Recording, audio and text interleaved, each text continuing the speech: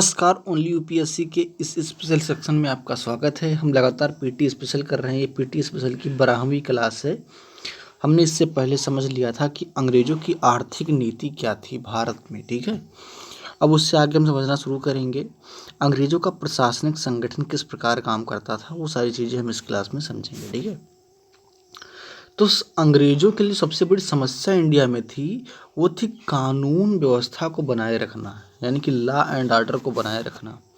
ऐसा क्यों है? ऐसा इसलिए है क्योंकि वो बाहर से आए थे, और जब आप किसी दूसरे देश में जाते हैं तो वहाँ की बहुत सारी चीज़ें आपके हाथ में नहीं होती हैं।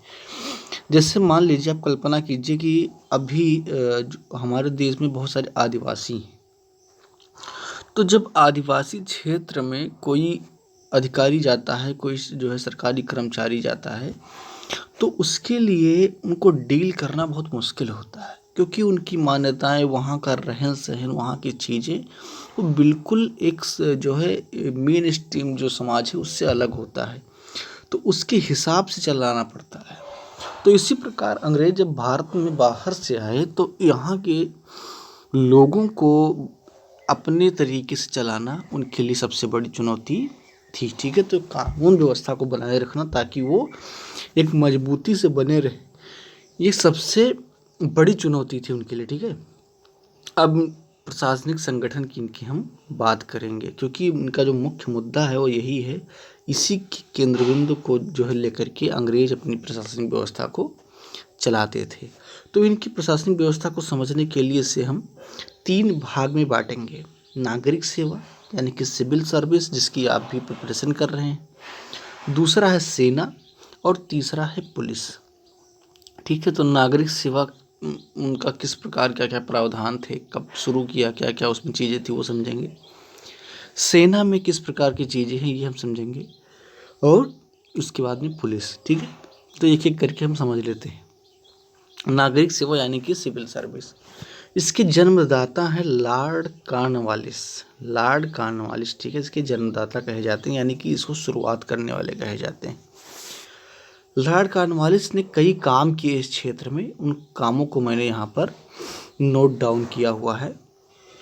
इन्होंने सिविल सर्वेंट के वेतन को बढ़ाया, ठीक है। इन्होंने सिविल सर्वेंट के वेतन को बढ़ाया। इसके पीछे जो इसका लॉजिक था वो ये था कि अगर किसी को पर्याप्त धन मिल रहा है तो वो भ्रष्टाचार नहीं करेगा, क्योंकि उस टाइम जो अंग्रेजी अधिकारी होते थे वो बहुत ज़्यादा भ्रष्टाचार में सम्मिलित थे। तो उनको भ्रष्टाचार से मुक्ति दिलाने के लिए क्या किया, कॉर्नवालिस ने उनके वेतन को काफ़ी बढ़ा दिया, ठीक है। तो ये भ्रष्टाचार को कम करने का एक तरीका होता है, ये इक्विपमेंट एक होता है, ठीक है। दूसरा है पदोन्नति में वरिष्ठता को आधार बनाया, ठीक है। दूसरा काम जो उसने किया कि अगर कोई ऊपर जाएगा, यानी कि उसका प्रमोशन होगा, तो वरिष्ठता के आधार पर होगा, ठीक है, कि कौन ज़्यादा वरिष्ठ है, ठीक है। तीसरी जो इनकी सबसे बड़ी तीसरा जो इनका सबसे बड़ा योगदान है वो है कॉर्नवालिस संहिता। कॉर्नवालिस संहिता इसने जारी किया, और उसमें जो है शक्ति के पृथक्करण का सिद्धांत दिया। क्या दिया? शक्ति के पृथक्करण का सिद्धांत दिया। अब ये सिद्धांत क्या है? शक्ति के पृथक्करण का मतलब ये होता है कि शक्तियों का विभाजन हो जाना। जैसे अगर कई काम एक व्यक्ति कर रहा है, तो इस जो है मान लीजिए 2 काम है जिसको एक व्यक्ति कर रहा है, तो इसको अलग अलग व्यक्तियों में बांट देना, क्योंकि काम इससे अच्छा होगा और एक आदमी पर लोड ज़्यादा नहीं होगा, ठीक है। तो इसको शक्ति का पृथक्करण कहते हैं, ठीक है। तो शक्ति के पृथक्करण के सिद्धांत में उसने किया क्या कि कर एवं न्याय प्रशासन को अलग कर दिया, ठीक है। कर एवं न्याय प्रशासन को अलग कर दिया कि कर का जो है काम वो कोई दूसरा अधिकारी देखेगा, और न्याय का काम कोई दूसरा देखेगा, ठीक है। तो इस क्रम में उसने किया कि जो कलेक्टर थे, यानी कि जिसे आप डीएम आज कहते हैं, उनसे न्यायिक शक्ति ले ली, ठीक है, और जिला न्यायाधीश की नियुक्ति की।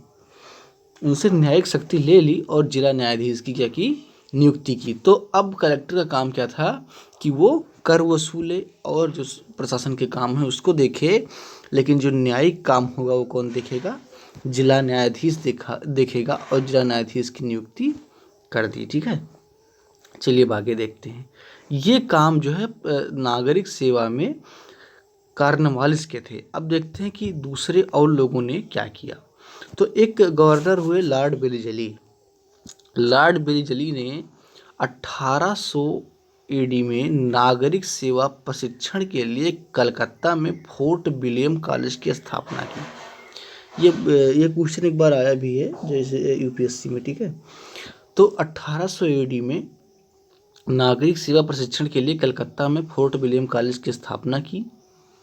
बाद में कंपनी ने 1806 एडी में हैलीबरी, जो कि इंग्लैंड में स्थित है, ईस्ट इंडिया कॉलेज की क्या की स्थापना की और वहीं से प्रशिक्षण दिया जाने लगा, ठीक है। तो जो है वेलिजली ने एक काम इसमें क्या किया कि सिविल सर्वेंट को उनके जो है काम में दक्ष बनाने के लिए प्रशिक्षण देने की शुरुआत की और उसके लिए स्कूल की स्थापना की। और स्कूल कहाँ पर बनाया? कलकत्ता में बनाया, जिसका नाम था फोर्ट विलियम कॉलेज, ठीक है। लेकिन बाद में अंग्रेजों ने क्या किया 6 साल बाद में कि उस स्कूल को बंद कर दिया, वहाँ पर प्रशिक्षण बंद कर दिया और इंग्लैंड में एक हैलीबरी नामक जगह पर स्कूल को खोला, जिसे ईस्ट इंडिया कॉलेज नाम दिया गया और वहीं से प्रशिक्षण का काम शुरू किया गया। यहाँ पर प्रशिक्षण की स्पेलिंग गलत लिखी, यहाँ पर सही लिखा हुआ है। यहाँ पर सा पर छुट्टी का मात्रा होना चाहिए, ठीक है। देखिए भाषा की गलतियों को बहुत ज़रूरी होता है पकड़ना, क्योंकि आप अगर सिविल सर्वेंट बनने जा रहे हैं तो आपको कम से कम एक भाषा बहुत अच्छी आनी चाहिए, ठीक है। चलिए अब आगे देखते हैं। 1853 में एक और बदलाव होता है नागरिक सेवा में, प्रतियोगी परीक्षा के द्वारा नियुक्ति होने लगा। जैसा कि आज यूपीएससी में क्या होता है, प्रतियोगी परीक्षा के द्वारा नियुक्ति होती है। तो 1853 से प्रक्रिया शुरू हुई, प्रतियोगी परीक्षा के द्वारा नियुक्ति होने लगा, ठीक है। और भारतीयों को नागरिक सेवा से दूर रखने का प्रयास किया गया। तो ये जो नागरिक सेवा है ये एक उच्च सेवा थी अधिकारियों में, ठीक है। तो कोशिश ये किया गया कि भारतीयों को इससे दूर रखा जाए। चलिए आप कमेंट में हमको बताइए कि सबसे पहला सिविल सर्वेंट इंडिया का कौन था। अब ये तो उम्मीद करता हूँ कि आपको पता ही होगा, कमेंट करके आपको बताना है कि इंडिया का सबसे पहला सिविल सर्वेंट कौन था, ठीक है। तो ये थी नागरिक सेवा जिसे आपने समझा। इसके बाद में हम पुलिस सेवा को समझेंगे। और सेना जो है वो ब्रिटिशर्स थे, उनकी सेना में अधिकतर भारतीय होते थे। लेकिन 1857 की विद्रोह के बाद उन्होंने उसमें काफ़ी बदलाव किए थे, उसको हम आगे समझेंगे, ठीक है। तो आपने इस क्लास में समझा कि नागरिक सेवा जो है, यानी कि जो नागरिक सेवा है वो किस प्रकार काम करता था, किस प्रकार जो है कार्नवालिस ने वेतन बढ़ाया, पदोन्नति में वरिष्ठता को आधार बनाया, कार्नवालिस संहिता दिया, शक्ति के पृथक्करण का सिद्धांत दिया। देखिए होता क्या, यूपीएससी सवाल कैसे पूछते हैं मैं आपको बता दूं थोड़ा सा।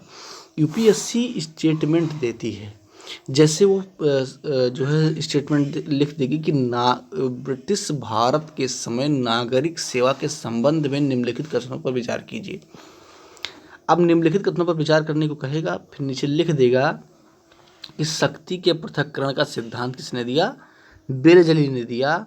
और दूसरा लिख देगा कि प्रशिक्षण के लिए कॉलेज की स्थापना कार्नवालिस ने की, ठीक है।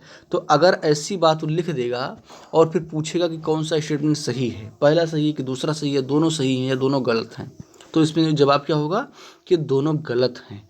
तो इस प्रकार के सवाल यूपीएससी पूछती है।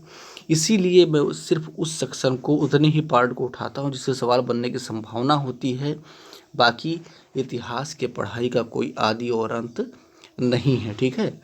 तो आगे भी हम पढ़ाई अपना जारी रखेंगे और निश्चित तौर पर सिलेबस ख़त्म करेंगे, ठीक है। तो इस क्लास में इतना ही। क्लास को लाइक कीजिए, शेयर कीजिए और अपनी राय कमेंट बॉक्स में ज़रूर दीजिए। धन्यवाद।